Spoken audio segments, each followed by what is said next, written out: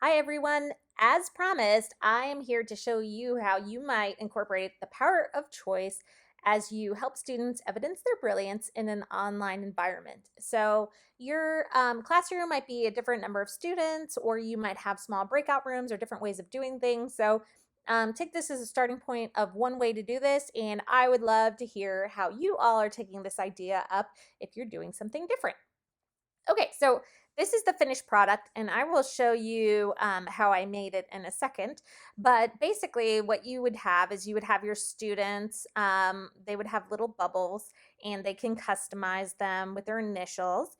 And you can make them set one time, and then you could reuse it and reuse it. And then, if you're going to have a share out of some sort, either in breakout groups or in a whole class setting, you could have the students move their bubbles to what they want to share. So if they want to share a possible strategy, you can move it here. If they want to show a solution in progress, you want to move it here. What's cool about this is that if many of them want to share like a wrong solution, then that might be a good formative assessment for you as a teacher, because then you know, oh, why is everybody choosing a wrong solution to share? I mean, maybe that's just because it's more comfortable, or it might be because they all were challenged by the task in a way that they don't have a good solution strategy. So you might take that as formative assessment to say, like, oh, maybe I need to make sure that whoever had a possible strategy gets to share and things like that. So you don't have to have everybody sharing, but you should pick a subset of students to share and try to mix it up in terms of what they want to share and why. So you can do something similar for how they want to share. So this is the same kind of thing. You could just take this and the students that want to share a drawing or a diagram, you can do over here.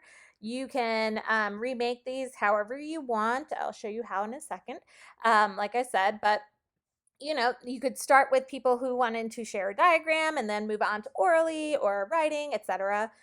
So how did I make this? So many of you saw my Building Math Minds Summit presentation, and you saw a PowerPoint that was similar to this. What I did is I just put the stuff here as the template. Now, I don't want students to move this around. So if I don't want students to move something around, the best way to do it, and I'm in Google Slides, is to do File, Download as a JPEG. And so then what I do is I add a slide. I'm going to make it blank. And I'm going to insert the background as that image that I just made.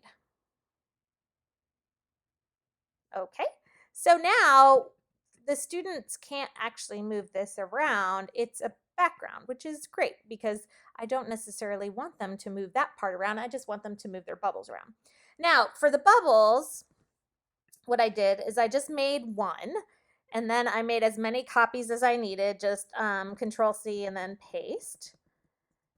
That way they're all the same size, and then you can alter these. So this is probably a little time consuming, but again, once you make one set, it's pretty easy. And then you could change the colors, let them pick colors that they want to do, and you can just put them all in the middle so they can see their bubbles. So when you have a full set like this, what you can do is you can use them again and again. So if you copy them in and wanted to put them on a different page like here, oh no, they don't fit and they're covering up too much. Well, you can just resize the whole group at once if they're all selected. So that way you can use them again and again and again. You can resize them as needed all together. If a student accidentally stretches them out or something, it's not a big deal, but you can put them like this. You could have them hover them around the edges if you wanted to make sure that you could see the text still. You can make this text smaller if you wanted to do that. There's all sorts of things. So this will give you a quick at a glance view of what students want to share and how. Now, what I would encourage you to do is if a particular student is like, I always want to share through my partner, you might say like, okay, this next time, if you shared through a partner last time, you need to try something else. And so that will encourage them to choose different ways of evidencing their brilliance. So I hope you found this helpful. If you have different ways or modifications to this, please share them. I love to learn from everyone else. Take care and happy back to school. I hope it goes as well as possible during these uncertain